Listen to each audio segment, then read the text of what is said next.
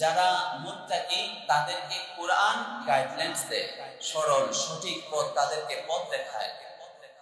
আপনারা জানেন যালিকাল কিতাবু লা রাইবা ফীহি হুদাল লিল মুত্তাকিন, কোরআন শরীফের শুরুতেই এনেছেন 2 নম্বর সূরা 1 নম্বর আয়াত 2 নম্বর আয়াত আল্লাহ বলেন আলিফ লাম মিম।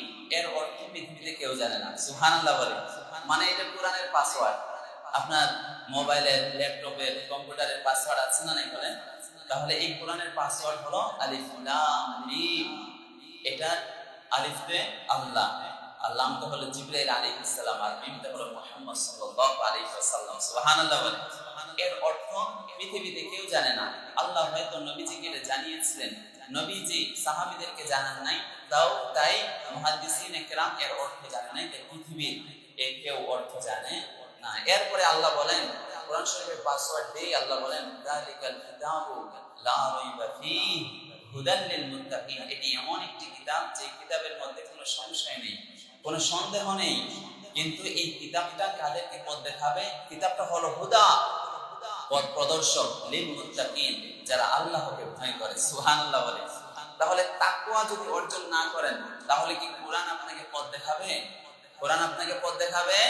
এজন্য কোরআন যদি আপনাকে গাইডলাইন্স করে, দিক নির্দেশনা দেয়, দিক নির্দেশিকা দেয়, তাহলে আপনাকে প্রথমে তাকওয়া অর্জন করতে হবে, মানে আল্লাহকে ভয় করতে হবে।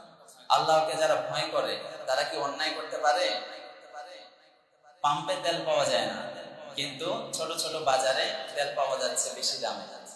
তাহলে তার মধ্যে কি তাকওয়া আছে? মানে আল্লাহর ভয় না, কেউ দেখছে না, কিন্তু আমি গোপনে যদি কোনো কাজ করি, একজন দেখে, সবাই আওয়াজ করে বলবো তিনি কে?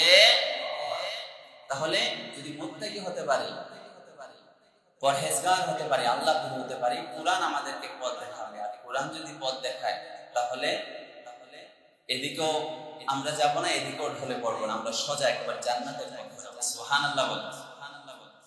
আবু বকর রাদিয়াল্লাহু আনহু এর তাকওয়া কেমন ছিল?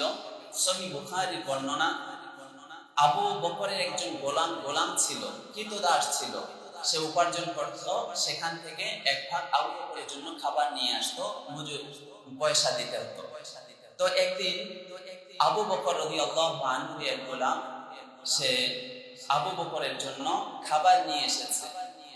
আবু বকর খাওয়ার পরে তার খাদেম মানে গোলাম বলে যে আপনি যে খাবারটা খেয়েছেন, আপনি কি জানেন এটা কিসের খাবার? আবু বকর বলে তাড়াতাড়ি বলো এটা কিসের খাবার?